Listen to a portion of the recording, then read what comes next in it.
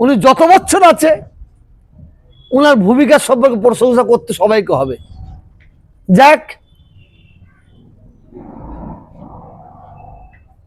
অনেকে কমান্ড করবে, অনেকে বলবে সরকার দিলে আপনাদের চলবে না। লাট সাহেব, আমরা সরকারের দেবে, অর্থাৎ আমি বাথরুমে যাব, জল না নিয়ে পানি না নিয়ে, যারা জল পানি না নিয়ে বাথরুমে যাবে তাদের মতো মূর্খ কেউ নাই। তা আমরা বলছি কেন? আমরা সরকারের কাছ থেকে ভিক্ষা চাই না, এটা আমাদের অধিকার, এটা আমাদের অধিকার। আর আমাদের কি একজন চামচা আছে, আমি বক্তব্য শুনলাম, তিনি আবার বলছে আজকে ডানকুনি থেকে ঝাড় দিয়ে দিয়ে ফুরফুরা সে আসছে। ডানকুনিতে ঝাড় দিয়ে দিয়ে ফুরফুরা, ফুরফুরায় ঝাড় দেওয়া হয় না, ডানকুনি ঝাড় দিচ্ছি। উনি আবার বলছে প্রত্যেকটা পীরজাদাদের কাছে 2000 করে পানির বোতল পাঠিয়েছে, আবার জুস পাঠিয়েছে, আবার গ্রামবাসীদের কাছে সব জুস পাঠাচ্ছে। আর কত মিথ্যে কথা বলে চলবে, কত মিথ্যে কথা। এবার আপনারা আবার প্রশ্ন করতে পারেন, আপনি দায়িত্ব নাই নাকি আপনার? না না, আমি কোনো সময় দায়িত্ব ছিলাম না, আজকেও নাই। আমি সব সময় আমার দাদা হুজুরকে বলা ভক্তদের কোনো অসুবিধা না হয় সেই জন্য আমি সোচ্চার হয়ে থাকি। একটা ম্যাটার গেল, দ্বিতীয় ম্যাটার বলছি।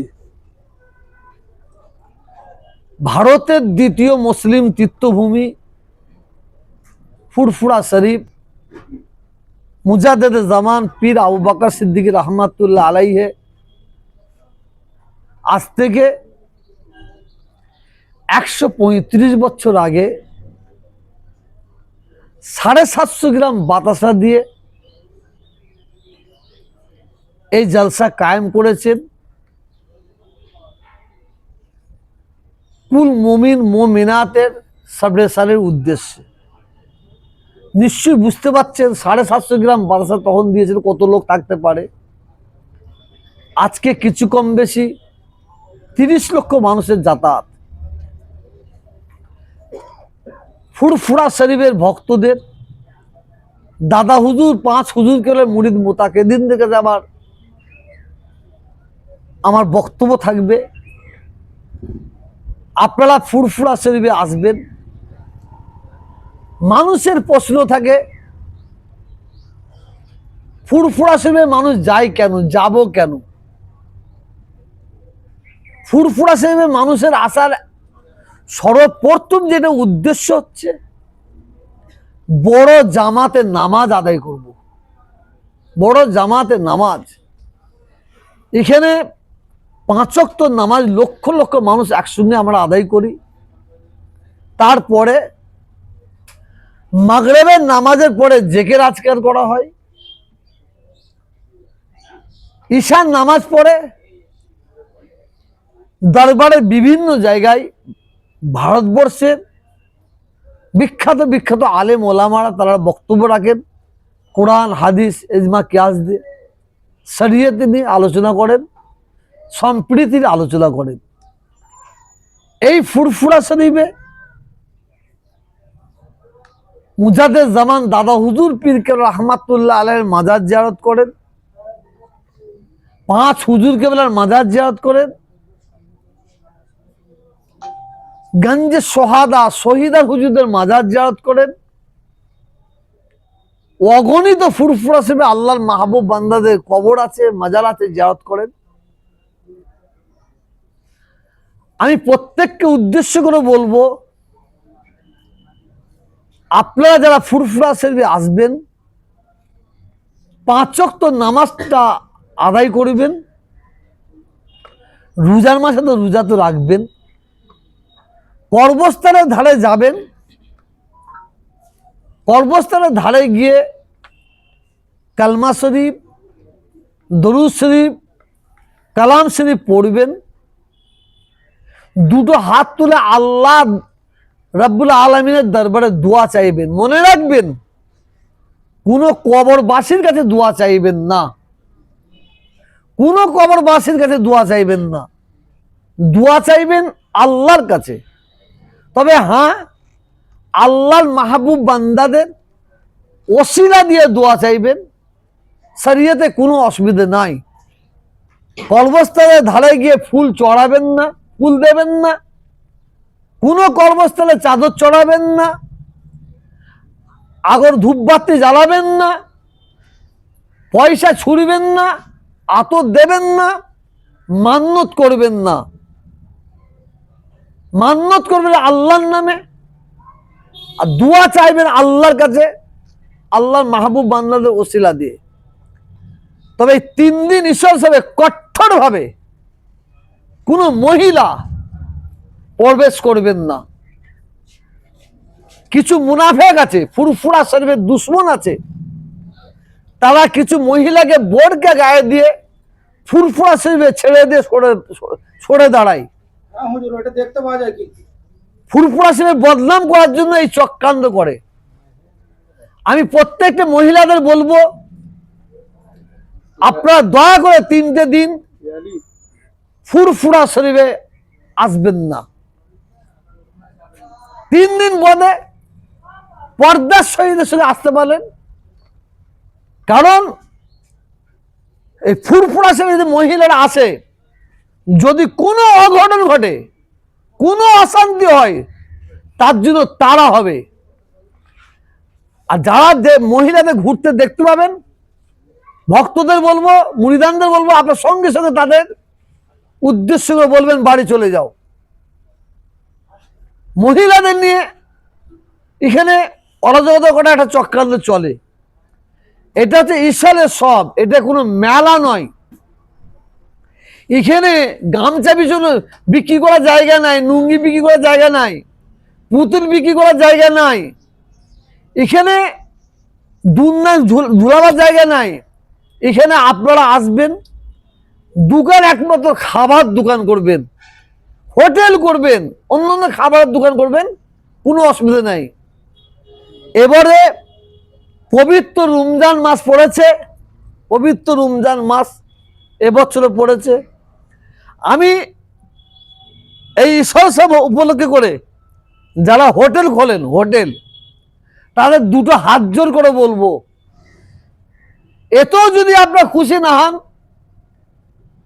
আপনাদের 2টো পায়ে ধরে বলবো, এই পবিত্র রমজান মাসে আপনারা দিনের বেলায় হোটেল চালু রাখবেন না। কারণ আমরা দেখেছি অনেক হোটেলের সামনে পর্দা খাটিয়ে দেয়, পর্দা খাটিয়ে দিয়ে তারা দিনের বেলায় তারা হোটেল চালায়, বিক্রি করে। পর্দা খাটাতে পারেন, কিন্তু আল্লাহর কুদরতি চোখে পর্দা খাটাতে পারবেন না। যারা বেরোজগার দিনের বেলায় হোটেলে খাচ্ছে, হারাম খাচ্ছে, আর যারা খাওয়াচ্ছে তারাও হারাম খাওয়াচ্ছে, হারাম উপার্জন করছে। ফুরফুরা শরীফের ইজ্জত সম্মানটাকে আপনারা বাঁচাবেন। আমি বারেবার বলছি, যারা দিনের বেলায় হোটেল খোলেন, আমি তাদের বারেবার বলছি, আপনারা দিনের বেলা হোটেল চালু রাখবেন না। আপনারা ইফতারের পর থেকে হোটেল চালু রাখুন। এটা আমার আপনাদের কাছে, আমার দাদা হুজুর কেবলা, 5 হুজুর কেবলার তরফ থেকে, এবং ফুরফুরা পীর সাহেব পীর জাদাদের তরফ থেকে আপনাদের কাছে আমার দাবি রইল। বাংলাদেশে এখনো ভিসা চালু হয়নি। যদি বাংলাদেশ কেন, যে কোনো দেশের মানুষ আসবে, প্রত্যেককে ওয়েলকাম, আর প্রত্যেকে আমার দাদা হুজুরগুলো মেহমান, তাদের খেদমত আমরা করব। আমাদের একটাই কথা, আপনাদের ওই ব্যাঙে মুতে দেবে আর আমার কুয়া ডুববে এই আশায় আমরা বসে না।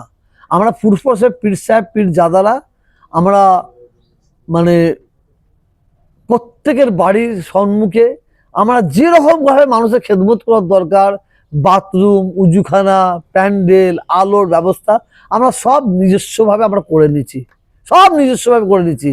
সরকারের যেটা অনুদান হয়, আমি আপনাদের বলছি, অনুদানের যে এবারে 2,44,00,000 টাকা এসেছে, আমার মনে হয় এই 44 লক্ষ টাকা খরচা হবে বলে আমার মনে হয় না। 44 লক্ষ টাকা খরচা হবে বলে আমার মনে হয় না। এ ভাগ বটরা হবার একটা সম্ভাবনা আছে, হতে পারে। তখন তো কেউ আঙুল তুলতে পারেনি।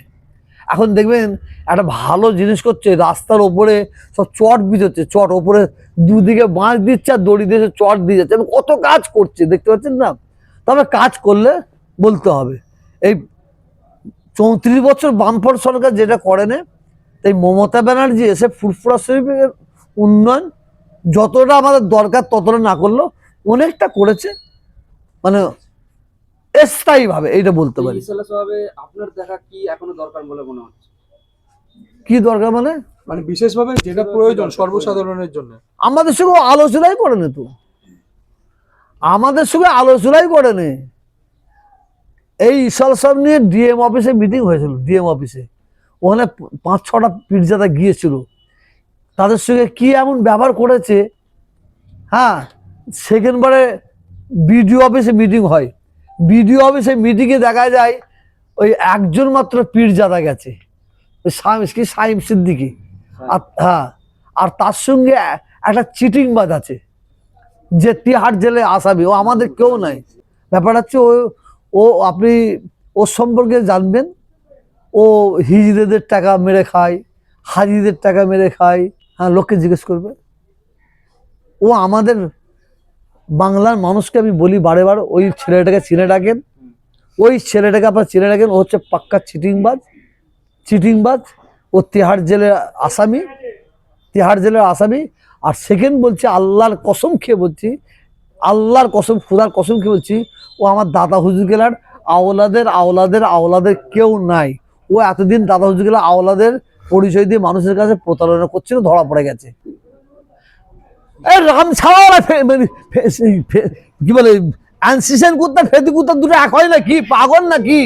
আমাদের এখানে 10টা আর প্রয়োজন নেই, 10টা কি 15টা দরকার আছে। বাকি করা বসতে গুনবেন, লাস্টে গুনবেন। 50টা বলে দিচ্ছে, বসানো হচ্ছে কটা জেনে নেবেন। আচ্ছা হুজুর, ভালো তো 50 ব্যাপারটা হচ্ছে, আমি তো জানি প্রতি বছরে যদি 50টা করে সাবমার্শাল বসানো হয়, এই সরকার 15 বছর আছে তো, কি গো? তো 15 হাফ কত? 750 সাবমার্শাল এখানে বসে। পাগলাদের মতো কথা বলছে কেন? আমার পরিচয় কি প্রশাসন? আমার পরিচয় কি মমতা ব্যানার্জি? আমার পরিচয় পরিচিত? আমি তানার পরিচয় পরিচিত মমতা ব্যানার্জির? যে মমতা ব্যানার্জি পরিচিত হতে চাইছে তাকে গিয়ে বলুন। তার মান ইজ্জত সম্মান তো কিছু নাই, সে এখন মমতা ব্যানার্জি পরিচিত চাইছে। আমি মমতা ব্যানার্জিকে ভালোবাসি, আমি বারে বার বলছি, আমি সরকারের বিরুদ্ধে নয়, ওই 5-8দের বিরুদ্ধে, যারা দিনের বেলায় তৃণমূল, রাত্রে বেলা ও কি বলে RSS, যারা আমাদের ভোট নিয়ে মুসলমানদের বুকে লাথি মেরেছে, মুসলমানদের কাঁদিয়েছে, মুসলমানদের ঠকিয়েছে, মুসলমানদের মায়ের কোল খুলেছে, তাদের বিরুদ্ধে। আর আমার পরিচয় প্রশাসনের পরিচয় নেই। আর মমতা ব্যানার্জির পরিচিত আমি হতে চাই না। আমার পরিচয় হচ্ছে পীর আবু বকর সিদ্দিকী রহমাতুল্লাহ আলাইহি। এর চেয়ে বড় পরিচয় আর পৃথিবীতে কিছু আছে বলে আমার মনে হয় না।